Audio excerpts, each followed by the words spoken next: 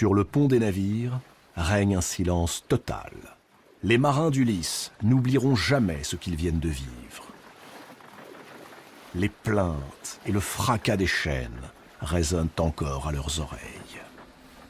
Les pensées d'Ulysse vont à Achille, Agamemnon, Ajax, Patrocle et à tous ces valeureux guerriers réduits à n'être plus que des ombres languissantes pour l'éternité. C'est donc ainsi que les dieux récompensent les exploits, le courage, l'honneur, en enfermant chacun dans une prison de ténèbres. Les dieux, décidément, sont bien injustes.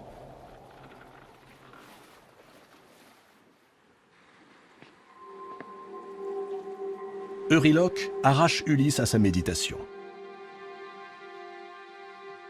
Le vent est tombé, la mer est d'huile, sous un soleil de plomb.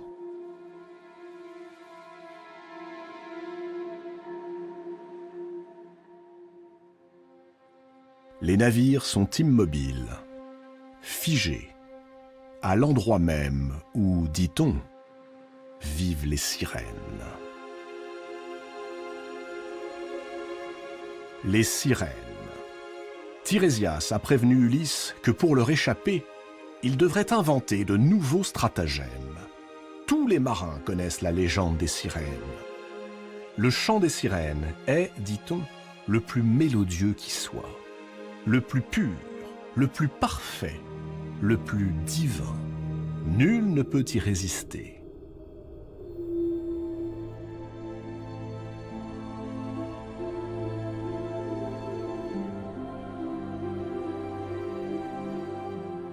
Les sirènes prennent tour à tour l'apparence de femmes oiseaux ou de femmes poissons. Leur buste est celui d'une déesse à la beauté éclatante. Ils surmontent une unique et scintillante nageoire, ou bien des ailes aux couleurs chatoyantes qui leur permettent de voler. Leur mélodie inspire l'amour et le désir à ceux qui les entendent, et quiconque prête l'oreille se jette aussitôt à l'eau pour les rejoindre. Alors, ces jeunes femmes à la beauté indépassable montrent leur véritable visage. Elles se métamorphosent en créatures hideuses, effroyables, aux crocs acérés et aux yeux de flamme.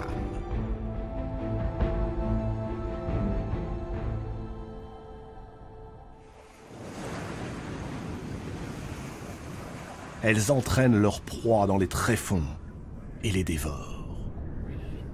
Au fond des abysses se trouve le palais de ces sorcières au visage de fées. Il est composé des ossements sans sépulture des infortunés marins séduits par le chant des sirènes.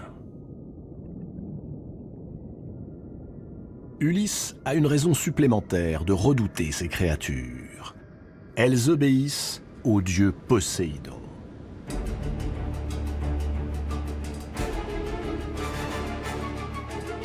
Et Poséidon entend bien mettre un terme à l'odyssée d'Ulysse et de ses compagnons. Circé, le jour de leur départ, avait parlé à Ulysse des sirènes, ces divinités impitoyables, totalement maléfiques. Pour ne pas céder à leur chant trompeur, avait dit la magicienne, qu'Ulysse emporte avec lui de la cire, dont il se bouchera les oreilles, ainsi que tous ses compagnons. Alors, nul n'entendra le chant des sirènes, auquel il est impossible de résister. Et surtout, qu'Ulysse et ses hommes rament et ne s'arrêtent pas. Euryloque, fidèle aux instructions de la magicienne, ordonne que l'on ferle les voiles et que chacun se mette aux rames. Puis Ulysse fait fondre la cire et la distribue à chacun de ses compagnons.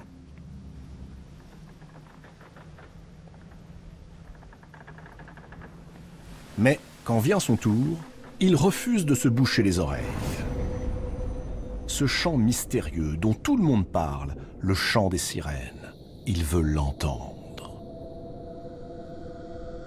Il veut savoir par quels mots et par quelle mélodie les sirènes font perdre la tête aux plus impassibles des mortels.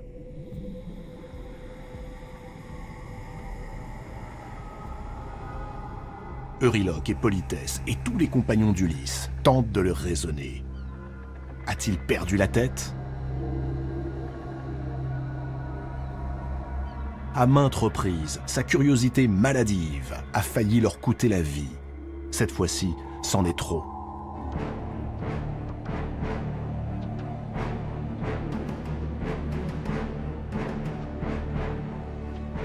Mais Ulysse a un plan qu'il détaille à tout l'équipage. Qu'on l'attache solidement au mât de son navire et que chacun se bouche les oreilles avec la cire fondue. S'il demande à ses hommes de le délivrer de ses liens, ils le liront sur ses lèvres. Alors qu'il resserre encore plus les cordes, qu'ils ignorent tout ce qu'il pourra leur dire. C'est aussitôt fait. À cet instant, des flots s'élève un chant merveilleux.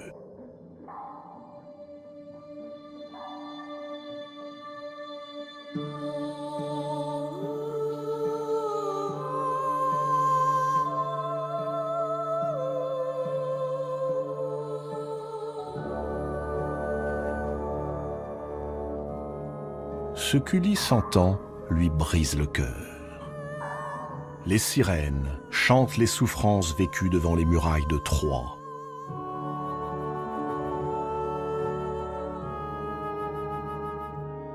Les souffrances endurées à Ithaque par Pénélope et son fils Télémaque, abandonné par un mari et un père, devenu un vagabond. Les souffrances du vieux Laërte, désespéré par l'absence de son fils. Les sirènes lui promettent que s'il les rejoint, elles lui offriront de revoir les siens. Il repartira riche de nouveaux savoirs.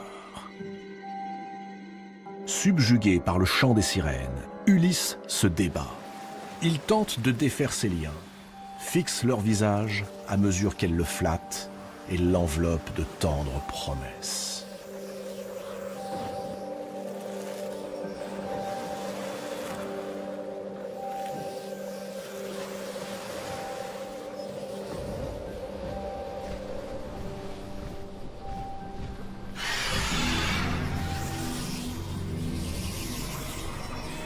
Ulysse supplie ses hommes, les menace.